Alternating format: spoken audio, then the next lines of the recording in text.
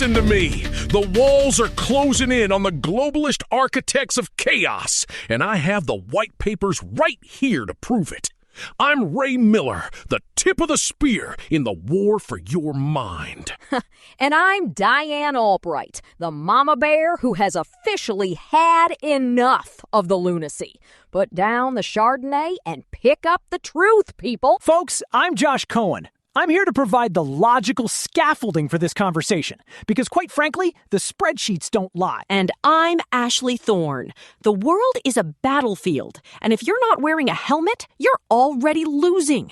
Let's get real. Great show today, gang. We've got a lot to unpack after a wild Friday. Right. And yesterday we were digging into that massive, significant Medicaid fraud crackdown in Minnesota. $9 billion, Diane. Stolen from the taxpayers. Oh, just a few billion among friends, right? Along with the DOJ's anti-Christian bias report and that absolute win for common sense with the border gotaway numbers dropping. They're trying to distract you with the drops.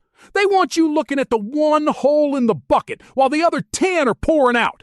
But we see you. We see the documents. We definitely see them, Ray. And today, we're looking at how the Supreme Court just handed a crucial win to election integrity. Okay, let's dive into the legal reality here.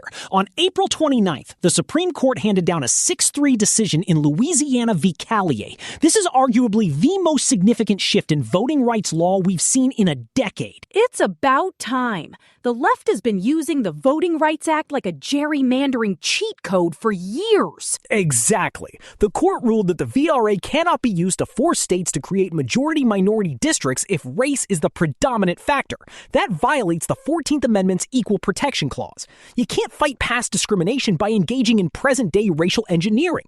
Facts don't care about your feelings, and the Constitution doesn't care about your demographic quotas. Oh, you should see the meltdown on Democracy Docket and Brookings.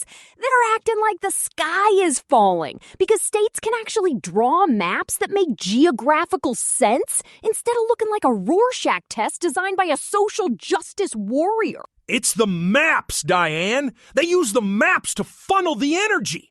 But look at the fallout. Governor Jeff Landry in Louisiana already suspended the primary to redraw the lines.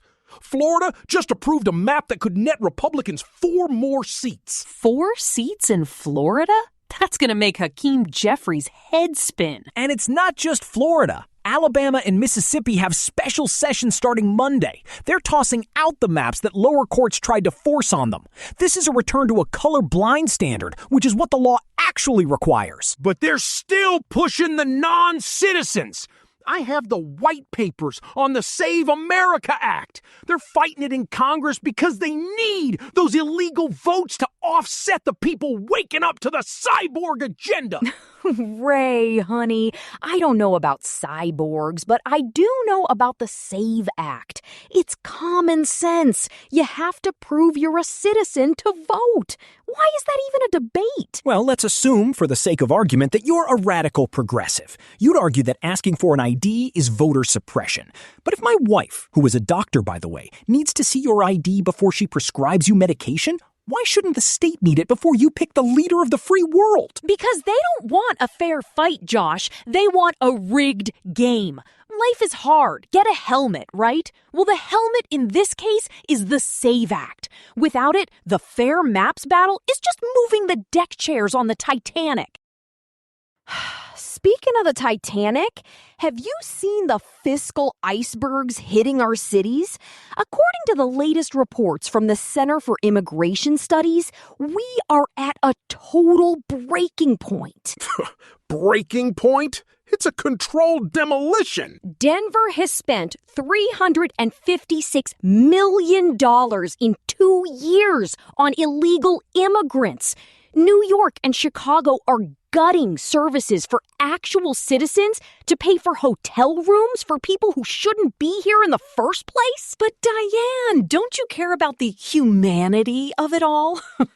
Meanwhile, the Southern District of Texas just filed 446 cases in 1 week for illegal entry and smuggling. And here is the logic bully part of this. The data shows nearly 650,000 criminal illegal aliens are currently on ICE's non-detained docket. Right, let's stick to the numbers. These are individuals with established criminal records. We're talking narcotics, violent offenses, even carnal knowledge of a child who are just walking around.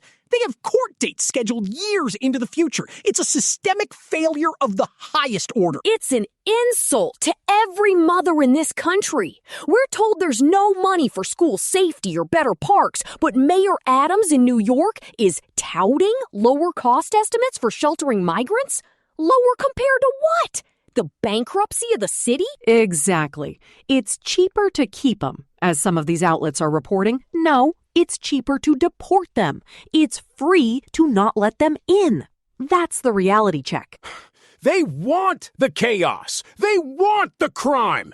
It justifies the surveillance state. I've been telling you for years.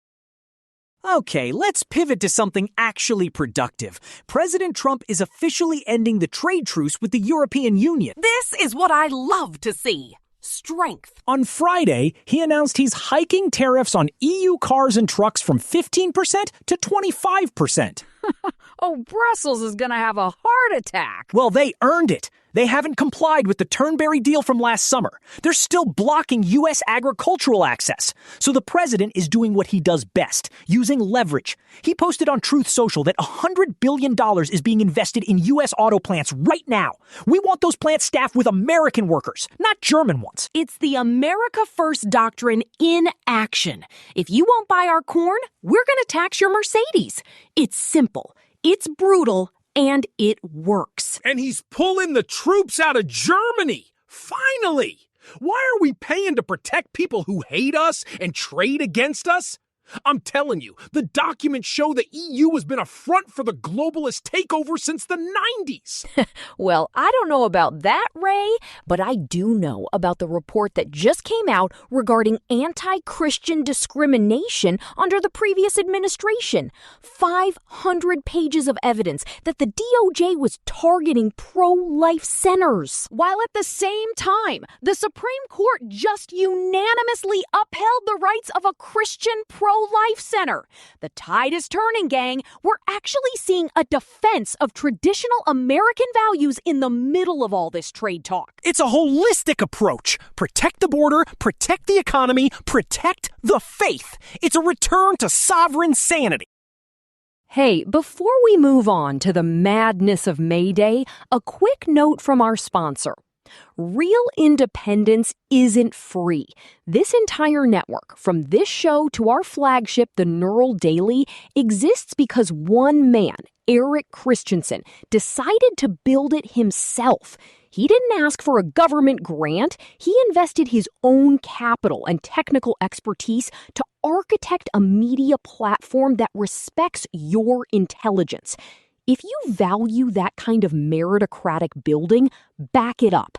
And don't limit yourself to just the politics. Get the full strategic picture by subscribing to the Neural Daily and the rest of the network. Support the builder and you support the mission. May Day! Or as I call it, Communist Recruitment Day! Seriously, did you see the Red-Blue Alliance yesterday? Over 6,000 events across the country. Oh, it was lovely. People marching with hammers and sickles in New York and Minneapolis. Truly the American dream. Let's look at the funding, because that's where the rot is. This wasn't a grassroots workers' rights movement. This is a network of 600 groups with over $2 billion in revenue. A shopping list. Neville Roy Singham. He's the guy. Tech mogul in Shanghai funneling CCP money into American activism. It's right there in the investigation. They are using your kids as foot soldiers for the Chinese Communist Party. It's true. The funding trail leads directly to anti-imperialist groups that just so happen to parrot every CCP talking point. And look at who's getting arrested. Chuck Park, a Democratic congressional candidate in NYC. They aren't even hiding the mask anymore. Workers over billionaires, they cry, while being funded by a tech billionaire in China. Give me a break.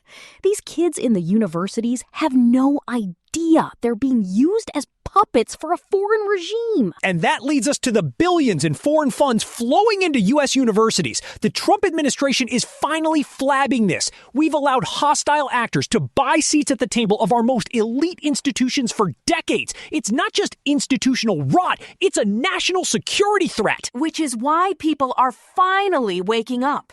They're tired of the victimhood industrial complex paying for summer camps for communists. Transitioning to some justice being served. And we need to be serious here. The DOJ's Project Safe Childhood is actually producing results. Thank God. Someone has to protect the children. In the last 48 hours, we've seen some heavy-hitting sentences. Paul R. McDowell Jr., a hacker for hire in South Bend, got nearly 8 years. He was hijacking social media accounts to exploit young women. 8 years isn't enough. They should throw him into a dark hole and forget where it is. Well, in Alabama, Matthew Lewis Harani got 30 years, and Hunter William Bell got 18 years for distribution. This is the common sense comeback. Law and order isn't just a slogan, it's a moral necessity. Exactly. If we can't protect children from predators, what are we even doing? The radical left wants to talk about equity in sentencing, but I want to talk about equity for the victims. Equity is a 30-year sentence for a monster. That's the only kind of equity I care about. They're purging the low-level predators so you don't look at the high-level ones. But I see the indictments. I see the shift. Speaking of shifts, how about RFK Jr. and Dr. Oz? What a duo! HHS Secretary RFK Jr. just finalized a declaration that gender-affirming care for minors, which we all know is just pharmaceutical and surgical intervention, does not meet recognized standards of care. Yes! Finally! A dose of reality in the medical field. And Dr. Oz, as the CMS administrator, announced that hospitals receiving Medicare or Medicaid funding have to stop these procedures on kids or lose their federal funding entirely. That is a massive, a huge lever. If you lose Medicare funding, your hospital closes, period. They are using the power of the purse to end the ideological medical experimentation on children. The blue-haired administrators are probably losing their minds right now. They can't hide behind affirmation anymore when the money's on the line. It's the Cass Review. They've been ignoring it in the U.S. while Europe has been sounding the alarm for years. We've been treating our children like lab rats for the pharmaceutical industrial complex. Not anymore. Life is hard. Get a helmet. The helmet is now a federal mandate to stop the madness. And on the economic side, we have to talk about California's billionaire tax showdown. Oh, I'm sure that'll go great, because billionaires are famous for just staying in places that try to steal their money. Exactly. California is facing a November showdown over a 5% wealth tax. Meanwhile, back at the federal level, Dr. Oz's CMS is releasing reports on Medicare drug price negotiations. We're seeing average price reductions of 38% to 60% on drugs like Eliquis. It's a weird intersection, though, isn't it? On one hand, you have the government negotiating prices, but on the other, you have the One Big Beautiful Bill Act that actually restricted some of that to keep the budget from exploding. It's a cat and mouse game. The pharmaceutical companies are already pivoting to orphan drug status to avoid the negotiations.